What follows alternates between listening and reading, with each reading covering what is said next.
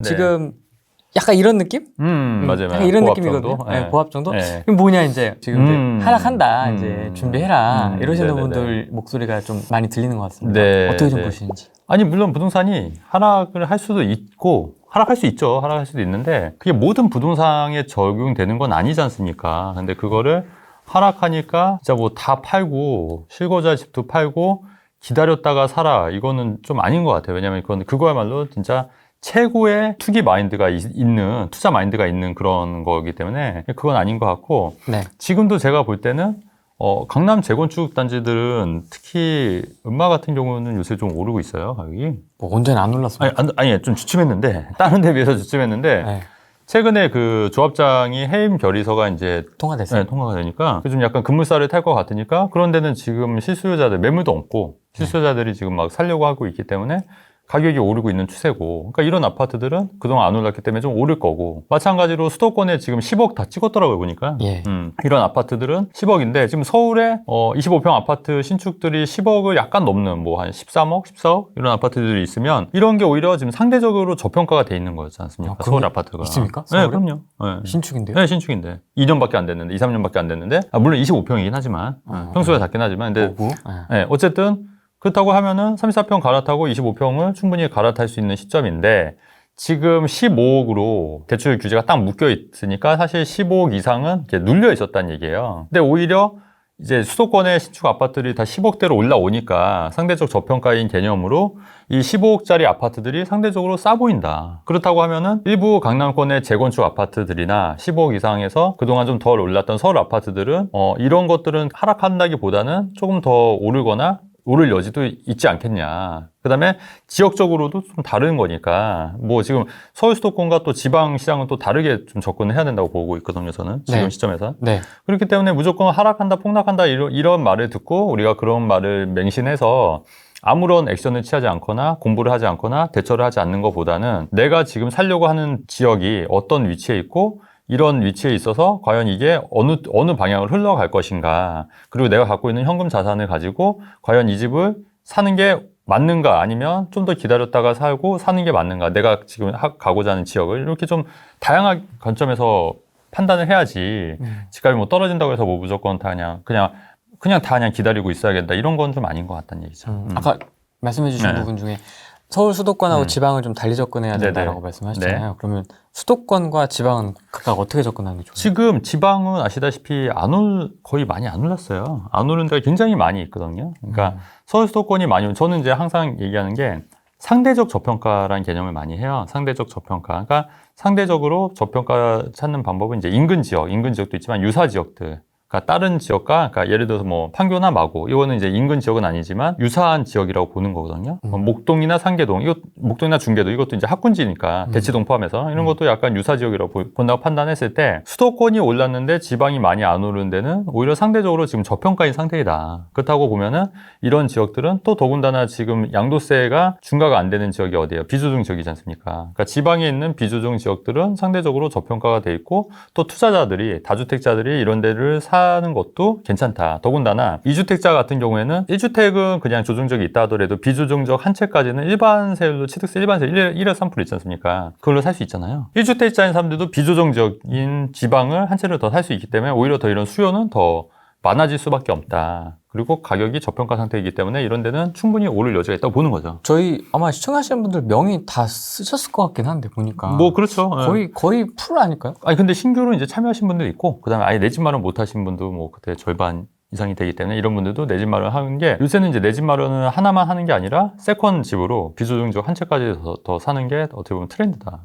왜냐면 안 사면 손해니까. 안 사면 손해다. 왜냐면 취득세가 두 채까지는, 비조정적 한 채까지는 취득세가 일반 세율이지만 세 채는 이제 8%, 12% 내는 거지 않습니까? 그렇기 때문에 취득세 일반 세율 내는 거니까 무조건 안 사는 게, 그러니까 지금 정책이 오히려 더 안 사는 게 손해가 되는 게끔 만들고 오히려 좀 부채질을 하는 경향이 있는 것 같아요. 2주택, 3주택 취득세 중과를 하니까 1주택자가 뭐 비조정적 한 채까지는 또 일반 세율도 적용이 되는 거니까 그거는 뭐 오히려 안 사면 손해라고 생각하는 사람들이 많아지고 있고, 또 무주택자들 같은 경우에도 하나 이제 저질러고 하나 더 산다. 충분히 더 지방 시장은 좀 오를 여지가 제가 매번 말씀드리는 건데 지방은 지금 굉장히 저평가 상태예요. 서울 같은 경우에는 제가 볼 때는 오히려 수도권이 많이 올랐기 때문에 오히려 서울이 좀 더 지금은 상대적인 저평가다. 서울이. 공감합니다. 예. 그렇기 때문에 만약에 지금 수도권에 있으신 분들이라면 갈아타기를 할 거라면 지금부터 아니면 집값이 좀 조정이 될 때를 노려서 오히려 집값이 조정될 때는 갈아타기 하기에도 또 좋은 시기이기도 하거든요. 그래서 조정될 때가 올까요? 뭐 그럴 수도 있죠. 조정이 될 때도 있을 수 있죠.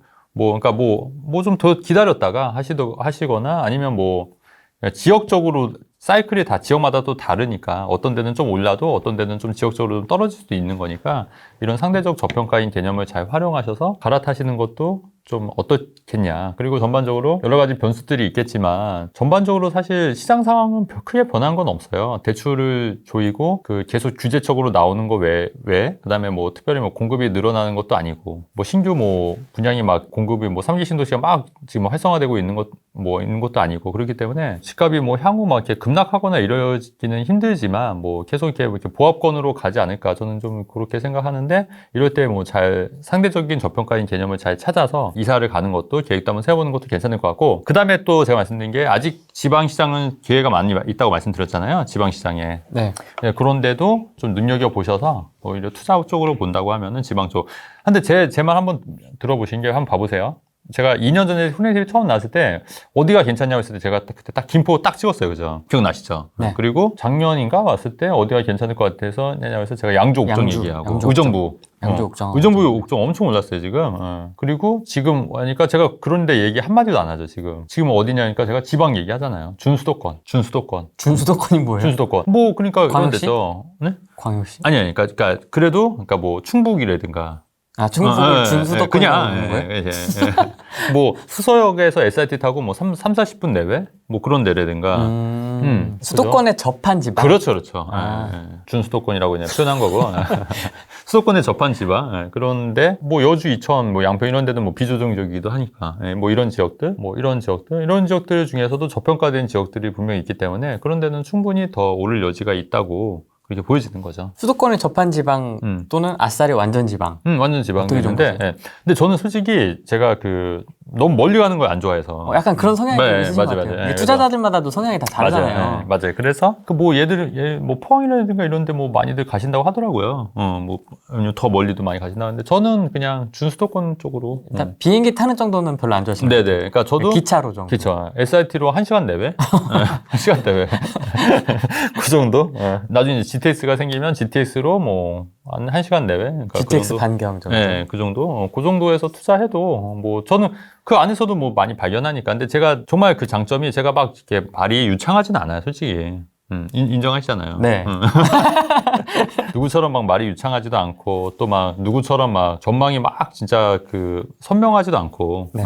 그리고 제가 갖고 있는 장점이 뭐냐면 저는 그렇게 생각하는 게 틈새 시장을 좀 잘 보는 것 같아요. 그건 인정. 인정. 그런 틈새 시장을 잘 보고 그거를 말만 하지 않고 제가 진짜 투자를 해요. 사실 제가 오늘 뭐 촬영은 되게 오랜만에 하는데 사실 밥을 엄청 먹었어요. 엄청 개포동에서 맞아요. 사람들도 엄청 만나고 이렇게 맞아요. 엄청 라운지 같은 데서 맞아요. 얘기도 많이 하면 투자하시는 뭐 이런 거 얘기 많이 해주시거든요. 맞아요. 장난 아니게 투자하셨어요. 맞아요. 얘기를 안 하실 뿐이지. 맞아요.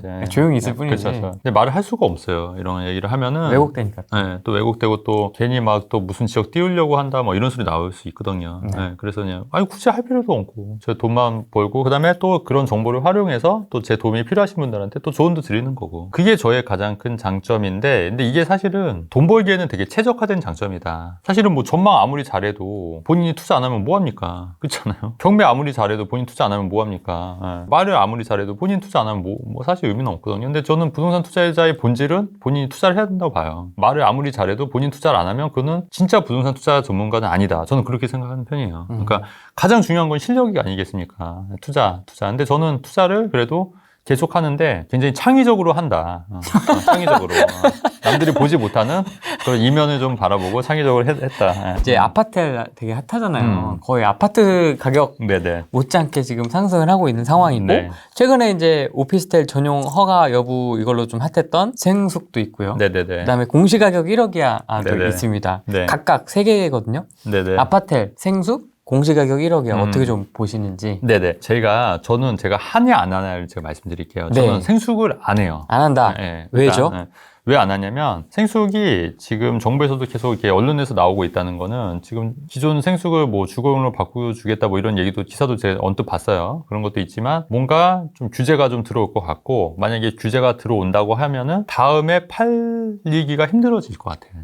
그러니까 내가 지금 했지만 근데 이제 생숙을 하실 거면 초창기 때 들어가서 좀 이익 보고 나오는 전략으로 해야지 이거를 오랫동안 묵혀두고 있다가는 나중에 뭐가 규제가 제도가 바뀌어서 나중에 내 거를 사줄 사람이 없어질 수가 있다. 그렇게 되면은 졸지에 돈이 좀 많이 묶일 수가 있는 거죠.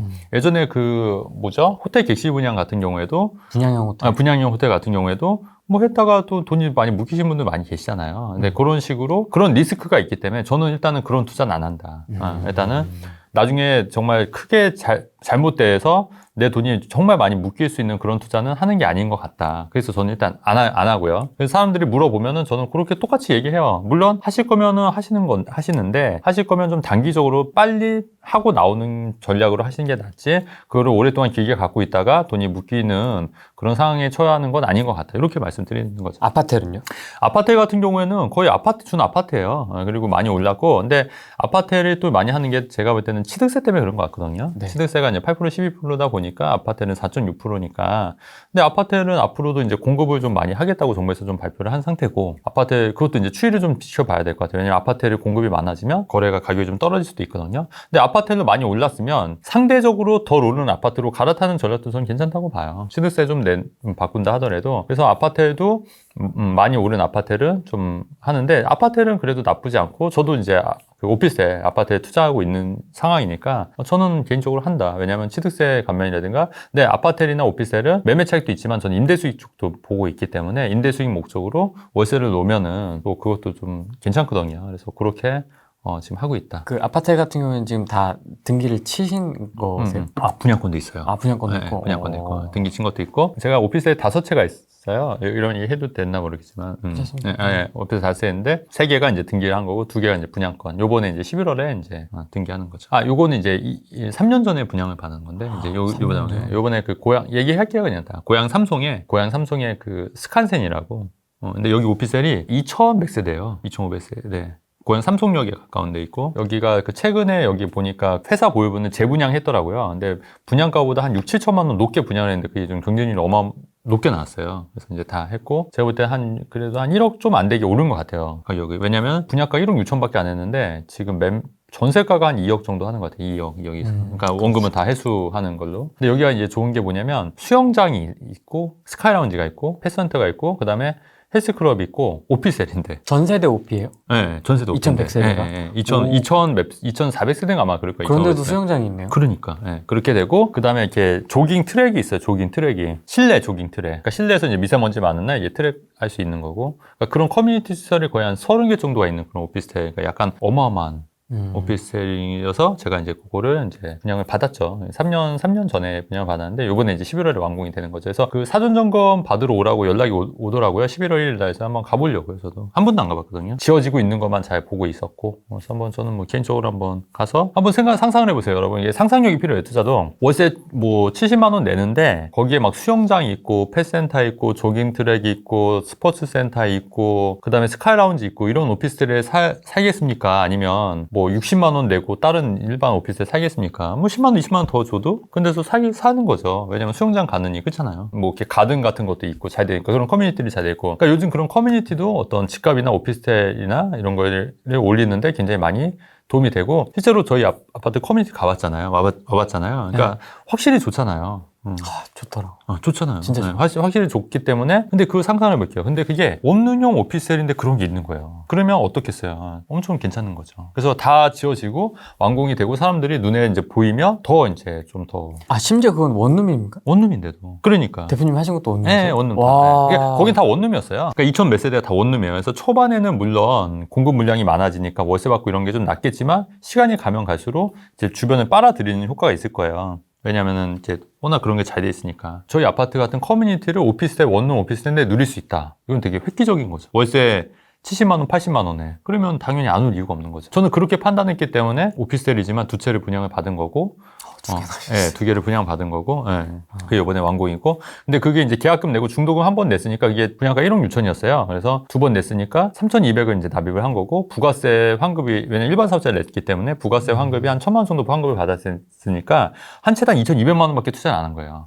결론적으로. 근데 그게 지금 전세가가 2억에서 2억 2천, 뭐 매매가는 뭐 더 이상 올랐으니까 예를 들어서 뭐 한 6천만 원 올랐다고 쳐도 한 3배 정도, 2천만 원 투자해서 3배 정도, 6천만 원 번 거니까 300%죠. 300%. 근데 그 두 채니까 뭐 나쁘지 않은 거죠. 유튜브 보면 네네. 원룸이나 1.5룸은 네네. 이게 공급이 원룸 빌라하고도 도생하고도 경쟁을 하고 하니까 네네. 이 쉽지 않으니까 하지 마라 하시는 분들도 있고 네네. 또 대표님처럼 이렇게 또 수익을 잘 내는 분도 있고. 그럼요. 다 케이스 바이 케이스죠. 너무 그런 거에 현혹되실 필요가 없고, 제가 또 원룸 오피스텔 같은 경우에는 다 그 하남 미사 같은 경우에도 어떤 경우가 있었냐면 재작년, 작년에 마이너스 피 물건이 되게 많았어요. 그러니까 분양가가 1억 7천 8천이었는데 마이너스 1,800 계약금 포기. 그러니까 물량이 공급이 한 번에 이뤘던 거예요. 입주 때. 입주자. 그러니까 사람들이 다 마이너스 계약금 포기해서 다 던지는 물건들이었는데 저도 미사에 하나 있거든요. 그런 물건을 하나 잡은 거예요. 마이너스 피로. 일단은 10% 마이너스로 먹고 들어간 거기 때문에 10% 먹고 들어간 거기 때문에 미칠 수가 없는 거예요. 왜냐면 사실 그 분양가 계약금 포기 물건 이하로는 안 떨어지거든요. 그리고 월세나 이런 것도 잘 돼 있고 지금은 전세가가 어마어마하게 올랐어요, 거기가. 그리고 그때 이제 또 미사역이 개통이 되지 않습니까? 하남 미사가. 그래서 지금 괜찮아요. 다 분양가 이상으로 회복했고 조금씩 오르고 있고. 그러니까 원룸용 오피스텔을 하더라도 그리고 거기 투룸 쓰리룸은 또 어마어마하게 올랐고. 보니까 한 2년 전에 영상 보면 누가 막 그 미사 오피스텔 그 공급 폭탄이라고 엄청 안 좋다고 막 그런 영상을 유튜브에서 제가 본 적이 있거든요. 근데 저는 그때 들어갔죠. 살짝. 저는 공시가격 1억 미만을 할까요, 안 할까요, 여러분? 안 하실 것 같은데 대표님 맞아요. 성향상. 안 해요, 맞아요. 네. 마진이 있는 것도 아니고 맞아요. 안전 안 마진이. 해요. 네. 왜 안 하냐면 공시가격 1억 이하도 지금 정부에서 그거를 지금 알고 있기 때문에 알고 있어요. 뭔가 좀 또 대책이 나올 것 같아요. 그러면 마찬가지로 이것도 샀는데 대책이 나와버리거나 아니면 공시지가가 막 8천, 9천 근접했다가 다음 연도에 1억이 넘어버리면 살 사람이 없긴 해요. 그래서 정말 뭐 공시지가 정말 낮은 거를 정말 잘 찾아서 들어간 게 아니라면 이것도 좀 약간 그런 리스크가 있기 때문에 좀 개인적으로는 안 한다. 그리고 하시는 분들한테는 뭐 해도 된다. 왜냐면 취득세 중과가 안 되는 것도 정말 큰 거기 때문에. 하지만 아까 그런 이유 때문에 좀 잘 보고 들어가셔야 되는 거고, 그다음에 공시지가 1억이라고 하는 거는 신축일 수가 없어요. 구축이거든요. 구축. 좀 오래된 구축. 그렇기 때문에 이런 게 가격이 막 탄력적으로 오르냐, 그건 아니더라는 거죠. 그렇기 때문에 이런 거는 이런 걸 들어가실 거면 좀 중장기적으로 들어가시거나 아니면 장기적으로 재건축 기대감이 있는 지역들, 그런 곳을 노려서 들어가는 게 맞다. 근데 저랑은 좀 성향이 안 맞기 때문에 하신다는 분들은 그나마 생수보다는 저는 이거는 뭐 낫다고 생각하지만 저는 안 한다. 하지만 하신다고 하시는 분들은 뭐 말리진 않는다. 요 정도? 요 정도? 안 하고 싶다, 근데. 안 하고 싶다. 얘기 들으면 안 하고 네네. 싶다. 그쵸.